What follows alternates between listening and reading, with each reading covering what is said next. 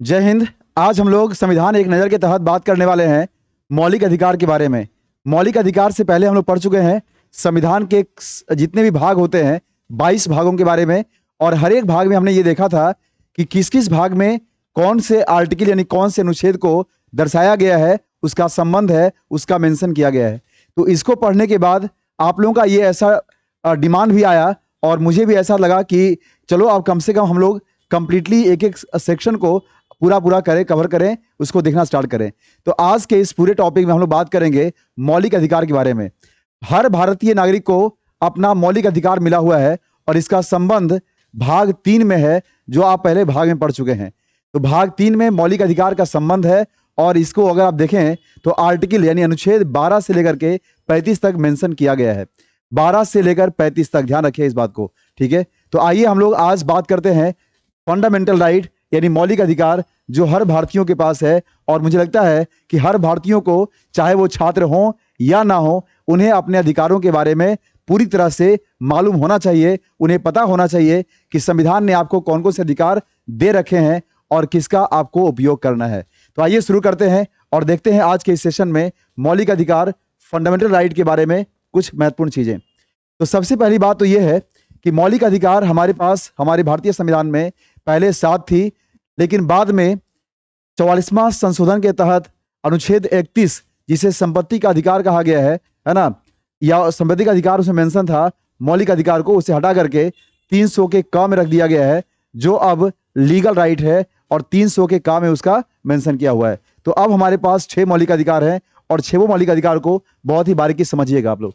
पहला हमारा है समानता का अधिकार, अनुच्छेद 14 से 18 इसका मेंशन किया हुआ है, ध्यान दीजिएगा। समानता का अधिकार, राइट टू इक्वालिटी, क्या उसको बोलते हैं हम लोग, राइट टू इक्वालिटी, ठीक है। दूसरा आपका है स्वतंत्रता का अधिकार, अनुच्छेद 19 से 22, ये है राइट टू फ्रीडम, क्या उसको बोलते हैं हम लोग, राइट टू फ्रीडम। तीसरा है शोषण के विरुद्ध अधिकार, अनुच्छेद 23 और 24 में इसका मेंशन किया हुआ है, राइट, देखिए, राइट अगेंस्ट एक्सप्लॉयटेशन, शोषण के विरुद्ध अधिकार, ठीक है। उसके बाद चौथा हमारा है धार्मिक स्वतंत्रता का अधिकार, अनुच्छेद 25 से 28 में इसका मेंशन किया गया है, धार्मिक स्वतंत्रता का अधिकार, राइट टू रिलीजियस फ्रीडम कह सकते हैं आप लोग, या right to freedom related to religion, ठीक है। पांचवा आपका है संस्कृति और शिक्षा संबंधी अधिकार, अनुच्छेद 29 और 33 में इसका मेंशन किया गया है, यानी राइट टू, क्या कह सकते हैं आप लोग, कल्चरल एंड एजुकेशनल राइट्स, या right to culture and education related, ऐसा कुछ कह सकते हैं।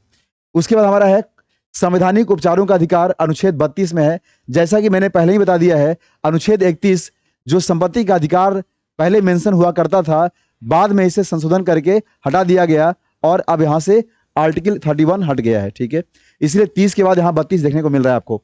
संवैधानिक उपचारों का अधिकार यानी कि राइट टू कॉन्स्टिट्यूशनल रेमेडीज, संवैधानिक उपचारों का अधिकार, ठीक है।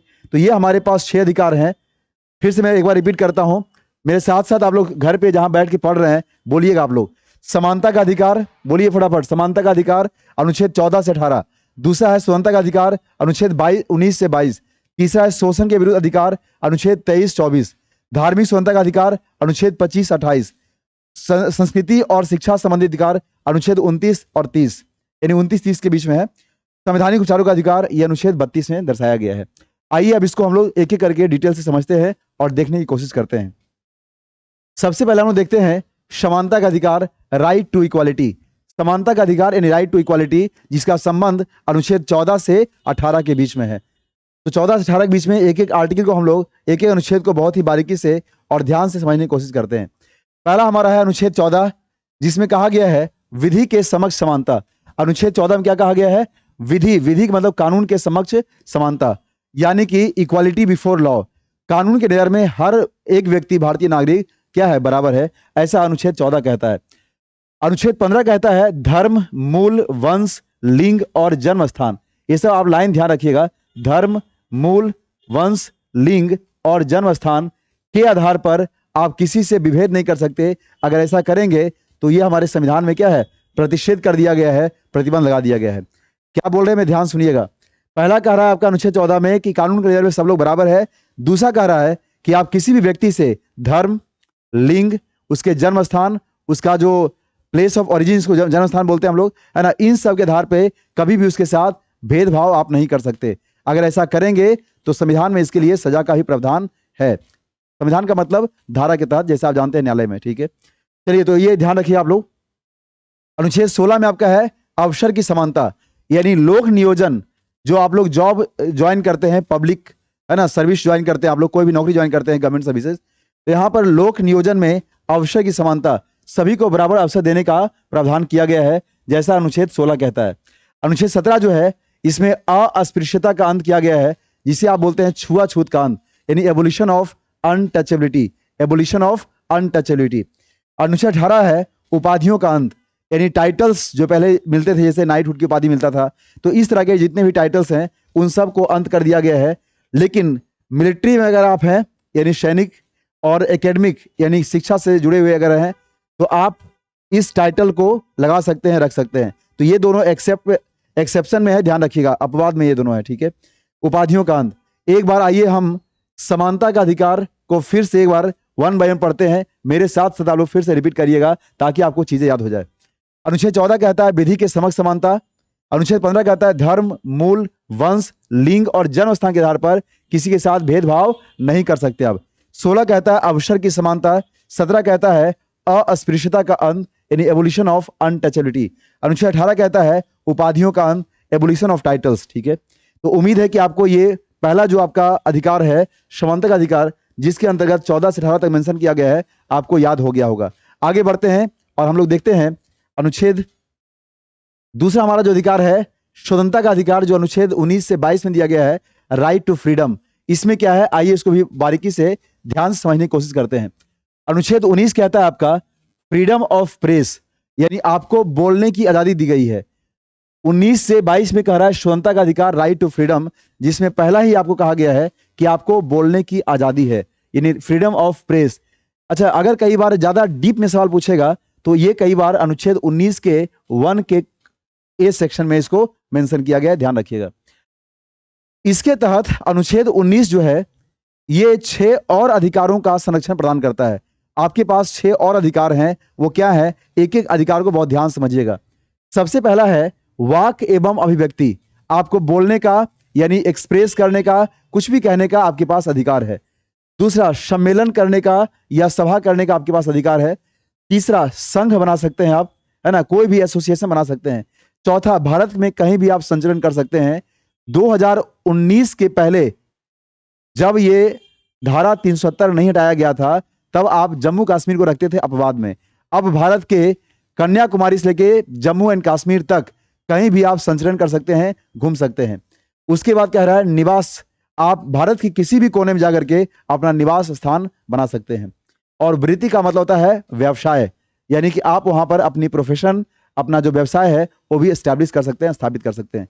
फिर से ध्यान सुनिएगा, अनुच्छेद 19 पहले आपको देता है बोलने की आजादी, फ्रीडम ऑफ प्रेस, बोलने की आजादी यानी बोलने की स्वतंत्रता।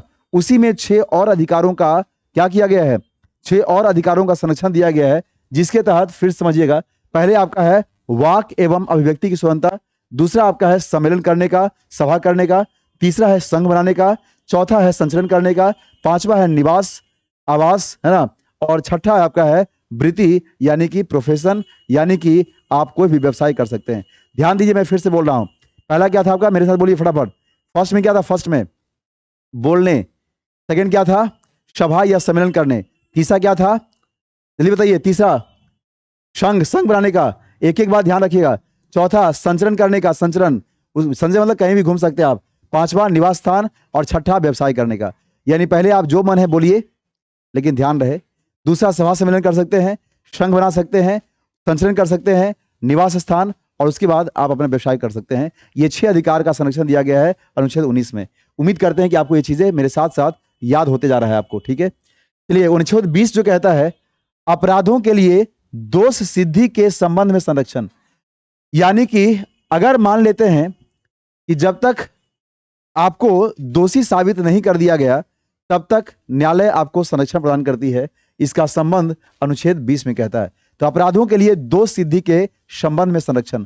अब सोचिए, हमारा संविधान कितना अच्छा है कि मतलब हर एक नागरिक को इतने सारे अधिकार दे रखे हैं। अगर हमें इसका अधिकार पता हो तो कोई भी हमारे साथ इसका मिसयूज नहीं कर सकता है। इसलिए हर व्यक्ति हर भारतीय नागरिक को कम से कम मौलिक अधिकार पता होना ही चाहिए, चाहे वो छात्र हो या ना हो। भारत के नागरिक होने के नाते हमारा कर्तव्य बनता है और हमारा यह अधिकार भी है कि हम अपने अधिकारों को जानें। तो आप इस वीडियो को इतना अधिक फैलाइएगा, इतना अधिक लोगों तक पहुंचाइएगा, ताकि हर लोगों को अपने अधिकारों के बारे में मालूम चल सके और हर लोग अपने अधिकार को जानने के बाद अपने अधिकार के लिए लड़ सके। जहां भी उसको लगे कि मेरे अधिकार का हनन हो रहा है, वहां पे अपनी आवाज़ को बुलंद कर सके। तो इस वीडियो को अधिक से अधिक शेयर करिएगा आप लोग, ताकि हर लोग अपने मौलिक अधिकारों का ठीक ढंग से अनुपालन भी कर सके और जान भी सके। आइए आगे बढ़ते हैं हम लोग। अनुच्छेद 21 जो कहता है प्राण एवं दैहिक स्वतंत्रता, क्या कहता है? प्राण एवं दैहिक स्वतंत्रता, सशरीर जीवन जीने का अधिकार। यानी हर व्यक्ति को सशरीर जीवन जीने का अधिकार है। यानी आपके प्राण और आपके देह की जो स्वतंत्रता है, ये इसका अधिकार आपको है। यानी कोई भी आपको टच नहीं कर सकता, कोई आपको छू नहीं सकता। ठीक है, चलिए। 86वां संविधान संशोधन 2002 के तहत 21 के ए में, क्लाउज ए में एक आर्टिकल जोड़ा गया, अनुच्छेद 21 के ए में, जिसमें जोड़ा गया प्रारंभिक शिक्षा का अधिकार। यानी 14 वर्ष से कम आयु के बच्चों को यह अधिकार है, उनका मौलिक अधिकार है कि उन्हें शिक्षा प्राप्त हो। यानी कि उन्हें शिक्षा पाने का अधिकार किस आर्टिकल के तहत है? अनुच्छेद 21 के ए में। तो ये भी एग्जाम के पॉइंट ऑफ व्यू से काफी महत्वपूर्ण सवाल बन जाता है, ध्यान रखिएगा। कब जोड़ा गया इसे? 86 अमेंडमेंट 2002 के तहत, है ना, 2002 के तहत। हालांकि बाद में इसे लागू होते होते 2009-10 हो गया, लेकिन ये जोड़ा गया था 2002 में ही। ठीक है। अनुच्छेद 22 कहता है कुछ दशाओं में गिरफ्तारी और निरोध के संरक्षण से संबंधित ये है। कुछ दशाओं में, सर्टेन कंडीशन यहाँ पे दिए गए हैं। ठीक है ना। तो ये था आपका स्वतंत्रता का अधिकार, यानी अनुच्छेद 19 से 22 में कंप्लीट मेंशन किया था। एक बार मेरे साथ फिर से रिपीट करिए आप लोग। अनुच्छेद 19 कहता है फ्रीडम ऑफ प्रेस। अनुच्छेद 20 कहता है अपराधों के लिए दोष सिद्धि के संबंध में संरक्षण। अनुच्छेद 21 कहता है प्राण एवं दैहिक स्वतंत्रता। अनुच्छेद 21 के ए में कहता है प्रारंभिक शिक्षा का अधिकार, और 22 में कहता है कुछ दशाओं में गिरफ्तारी और निरोध के संरक्षण में से संबंधित। ठीक है, चलिए आगे बढ़ते हैं और बढ़ते हैं तीसरे अधिकार की तरफ। तीसरा आपका जो अधिकार है यह है शोषण के विरुद्ध अधिकार। शोषण के विरुद्ध, राइट अगेंस्ट एक्सप्लॉयटेशन, शोषण के विरुद्ध अधिकार 23-24 में मेंशन किया गया है। अनुच्छेद 23 क्या कहता है, ध्यान दीजिएगा। अनुच्छेद 23 कहता है बलात् श्रम। बलात् श्रम को इंग्लिश में बोलते हैं हम लोग फोर्स लेबर। क्या बोलते हैं हम लोग? फोर्स लेबर बोलते हैं। यानी किसी भी व्यक्ति को आप मजदूरी करने के लिए या काम करने के लिए, श्रम करने के लिए, चाहे वो आपकी कंपनी का एम्प्लॉय ही क्यों ना हो, आप इस पर फोर्स नहीं कर सकते, आप इस पर बलपूर्वक काम नहीं करा सकते। यानी किसी से भी आप जोर जबरदस्ती करा के काम नहीं करा सकते, इवन चाहे वो आपके घर का नौकर ही क्यों ना हो। संविधान हर किसी के लिए बराबर है, क्योंकि अनुच्छेद 14 ही पहले कह दिया था विधि के समक्ष समानता। एक एक बात को ध्यान से जोड़ते जाइए आप लोग। ठीक है, तो यहां क्या हो गया? फोर्स लेबर यानी बलात् श्रम पर क्या? प्रतिबंध। और साथ ही साथ इसमें एक बात और जोड़ दिया गया है, ह्यूमन ट्रैफिकिंग, जिसको हिंदी बोलते हैं मानव तस्करी। क्या बोलते हैं हम लोग? मानव तस्करी बोलते हैं। ठीक है, ह्यूमन ट्रैफिकिंग, तो इस पर भी प्रतिबंध लगा दिया गया है। प्रोहिबिशन का मतलब होता है प्रतिषेध या प्रतिबंध। ठीक है, तो बलात् श्रम या मानव तस्करी पर क्या करना? प्रतिबंध लगाने की बात कही गई है अनुच्छेद 23 में।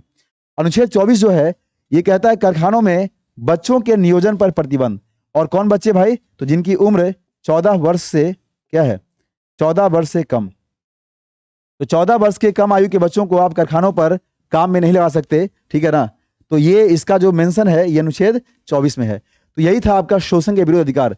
अनुच्छेद 23 क्या कहता है? बलात् श्रम यानी फोर्स लेबर पर प्रतिबंध। अनुच्छेद 24 कहता है कि 14 वर्ष से कम आयु के बच्चों को आप कल कारखानों में काम पर नहीं रख सकते, नहीं लगा सकते। ठीक है, नहीं तो क्या हो जाएगा? ये शोषण के विरुद्ध अधिनियम अधिकार हो जाएगा आपका। ठीक है, आगे बढ़ते हैं, देखते हैं चौथा अधिकार क्या हमारा है। चौथा अधिकार आपका है धार्मिक स्वतंत्रता का अधिकार। धार्मिक स्वतंत्रता का अधिकार, बहुत ही सुंदर मीनिंग दिया है यहाँ पर। Right to freedom of religion. Right to freedom of religion, इसका संबंध अनुच्छेद 25 से 28 में है। धार्मिक स्वतंत्रता का अधिकार क्या है इसके अंतर्गत? देखिए ध्यान से। अनुच्छेद 25 कहता है अंतःकरण। मैंने इस कुछ वर्ड को हाईलाइट कर दिया है, यहाँ ये वर्ड याद रखिएगा, अंतःकरण। और धर्म को अबाध रूप से, अबाध का मतलब बिना किसी के बाधा के आप मान सकते हैं, प्रचार कर सकते हैं, इसकी आपको आजादी मिली हुई है। तो अंतःकरण का मतलब होता है आपके अंदर से अगर कुछ लगता है कि आपको ये धर्म छोड़ करके वो धर्म मानना चाहिए, तो किसी भी धर्म को मानने के लिए संविधान आपको अनुमति देता है। और मानने के लिए ही नहीं, उसको प्रचार करने के लिए भी। ठीक है, तो अंतःकरण की और धर्म को अबाध रूप से मानने, प्रचार करने की स्वतंत्रता ये अनुच्छेद 25 के तहत आपको दिया गया है। अनुच्छेद 26 कहता है धार्मिक कार्यों के प्रबंधन। यहाँ पर इस वर्ड को आप लोग देखिएगा, कई बार एग्जाम में पूछता है धार्मिक कार्यों के प्रबंधन का चर्चा किया जाता है अनुच्छेद किसमें, 26 में। ठीक है, ध्यान रखिएगा। तो अनुच्छेद 26 कहता है धार्मिक कार्यों के प्रबंधन की स्वतंत्रता। अनुच्छेद 27 कहता है किसी धर्म की अभिवृद्धि, यानी धर्म को प्रचार प्रसार करना बढ़ाना है तो करों के संदाय की स्वतंत्रता, यानी आप करों में क्या कर सकते हैं, छूट, या करों से मुक्ति आप कर सकते हैं ऐसा। ठीक है, तो किसी धर्म की अभिवृद्धि के लिए करों के संदाय की स्वतंत्रता, ऐसा अनुच्छेद 27 में है। अनुच्छेद 28 कहता है कुछ शिक्षण संस्थाओं में धार्मिक शिक्षा और उपासना में उपस्थित होने के बारे में स्वतंत्रता। ठीक है, यानी कि आप किसी भी शिक्षण संस्थाओं में जो राज्य द्वारा संचालित है, आप वहां पर क्या कर सकते हैं, धार्मिक शिक्षा को प्रचारित या प्रसारित नहीं कर सकते, ऐसा प्रतिबंध दिया गया है। ठीक है, और भी उसमें बहुत सारी चीज मेंशन किए गए हैं। तो ये था आपका धार्मिक स्वतंत्रता का अधिकार अनुच्छेद 25 से 28। एक बार मेरे साथ फिर से सब लोग बोलिएगा फटाफट। धर्म अनुच्छेद 25 कहता है अंतःकरण, अगर आपका मन करता है तो धर्म को मानिए और प्रचार करिए। तो अंतःकरण और धर्म को अबाध रूप से मानने प्रचार करने की आजादी। 26 कहता है धार्मिक कार्यों के प्रबंधन की स्वतंत्रता।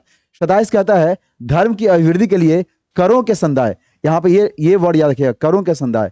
और अनुच्छेद 28 कहता है कुछ शिक्षण संस्थाओं में धार्मिक शिक्षा और उपासना में उपस्थित होने के बारे में ये बात करता है। ठीक है, तो ये था आपका चौथा अधिकार, धार्मिक स्वतंत्रता का अधिकार।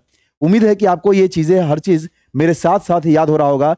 और मौलिक अधिकार मैं बार बार कह रहा हूं, हर लोगों को याद रहना चाहिए, उन्हें मालूम रहना चाहिए। ठीक है, चलिए आगे बढ़ते हैं, देखते हैं आगे। पांचवा अधिकार आपका है संस्कृति और शिक्षा संबंधी अधिकार। संस्कृति और शिक्षा संबंधी अधिकार यानी कि कल्चरल एंड एजुकेशनल राइट्स, इसका संबंध अनुच्छेद 29 और 30 में दिया गया है। ठीक है, अनुच्छेद 29 क्या कहता है कि हमारे देश में जितने भी अल्पसंख्यक हैं, अल्पसंख्यक जानते हैं जिनकी आबादी कम है, जैसे जैन हो गया, बौद्ध हो गए, मुस्लिम हो गए, मुस्लिम भी आते हैं इसमें, और क्या हो गए, पारसी समुदाय के लोग हो गए, ठीक है ना, सिख हो गए। तो अल्पसंख्यकों की भाषा, लिपि और संस्कृति, ये तीन चीज ध्यान रखिएगा, की सुरक्षा के बारे में बात करता है अनुच्छेद 29। ठीक है, और 30 कहता है कि उनको भी, मतलब अल्पसंख्यकों को भी शिक्षण संस्थान को खोलने की, स्थापना करने की और संचालित करने का अधिकार मिलना चाहिए, मतलब मिला हुआ है। तो अनुच्छेद 29 और 30 जो था, ये था संस्कृति और शिक्षा संबंधी अधिकार, कल्चरल एंड एजुकेशनल राइट्स, जिसके अंतर्गत अनुच्छेद 29 जो है वो अल्पसंख्यकों की भाषा, लिपि और संस्कृति की सुरक्षा प्रदान करने की बात करती है। अनुच्छेद 30 जो है ये बात करता है शिक्षण संस्थाओं में, सॉरी, अल्पसंख्यकों के लिए शैक्षणिक संस्थापनों या संस्थाओं की स्थापना और संचालित करने का अधिकार देता है ये। ठीक है, चलिए, तो ये था आपका पांचवा अधिकार। और अब हम लोग बढ़ते हैं अपने अंतिम अधिकार के तहत। उम्मीद है कि आपको एक एक अधिकार अच्छे से क्लियर होते हुए आपको याद हो रहा होगा। तो ये है आपका छठा अधिकार, संवैधानिक उपचारों का अधिकार, जिसका संबंध अनुच्छेद 32 में है। इससे पहले एक महत्वपूर्ण सूचना यहाँ पे और देख लीजिए आप लोग।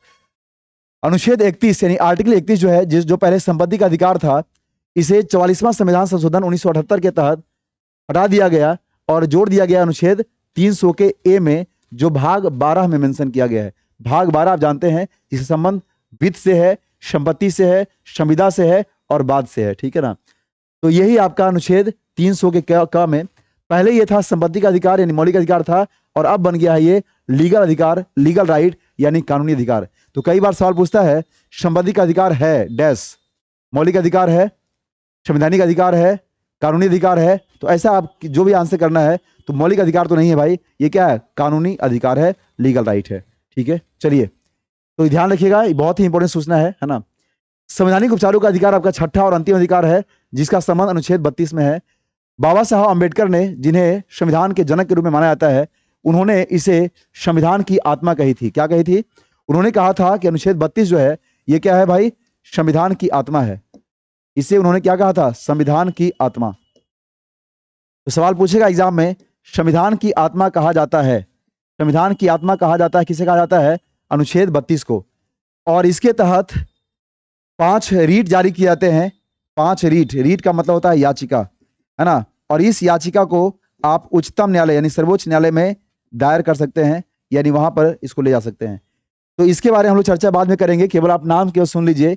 एक स्पेशल क्लास चलेगा जिसके बारे में संवैधानिक उपचारों का अधिकार और रीट क्या होता है ना, आप न्यायालय में किस तरीके से रीट पेश करते हैं, इसके बारे में हम लोग कंप्लीट चर्चा करेंगे। तो इसमें जो कुछ 5 आपका जो रीट है ध्यान दीजिएगा। पहला आपका है बंदी प्रदेशीकरण, जिसको इंग्लिश में बोलते हैं हैबियस कार्पस। आप इसके इंग्लिश के टर्म को याद रखेंगे। दूसरा परमादेश है मैंडमस। तीसरा प्रतिषेध है प्रोहिबिशन। चौथा उत्प्रेषण है सर्टिअरेरी। और पांचवा आपका है अधिकार परीक्षा कोवारेंटो। ठीक है, तो बंदी प्रदेशीकरण, परमादेश, प्रतिषेध, उत्प्रेषण और अधिकार परीक्षा। ठीक है, तो ये था आपका कंप्लीट मौलिक अधिकार, और उम्मीद है कि आपको ये पूरा का पूरा जो 6 मौलिक अधिकार है ये ठीक ढंग से क्लियर हो गया होगा, और इसको आप बढ़िया से याद भी कर लेंगे। इसके बारे में और भी कुछ इंफॉर्मेशन चर्चा हम लोग 1 बाय 1 करते रहेंगे। और पैन एग्जाम पर ये कंप्लीट संविधान एक नज़र सीरीज चल रहा है। आप इस सीरीज को अधिक से अधिक लोगों तक शेयर करिए, इसको बढ़ाइए, और जो भी एग्जाम आप देने जा रहे हैं, जहां भी भारतीय राज्य व्यवस्था से यानी इंडियन पॉलिटी सवाल आएगा, सवाल आपका नहीं छूटेगा, इस बात की गारंटी है। क्योंकि हर चीज हम कोशिश करेंगे कि आपको क्लास में ही चीजों को याद करवा दें। तो आज के लिए फिलहाल इतना ही, मिलते हैं इसके बाद कोई और बेहतर टॉपिक में, जहां पर हम लोग बात करेंगे संविधान एक नज़र के तहत किसी और इंपॉर्टेंट, किसी और महत्वपूर्ण टॉपिक पर। तो आज के लिए फिलहाल इतना ही। आप लोग इस वीडियो को अधिक से फैलाइए, शेयर करिए, और खुद भी मन से पढ़ाई करिए और एग्जाम में झंडा गाड़िए। चलिए, थैंक यू सो मच। जय हिंद।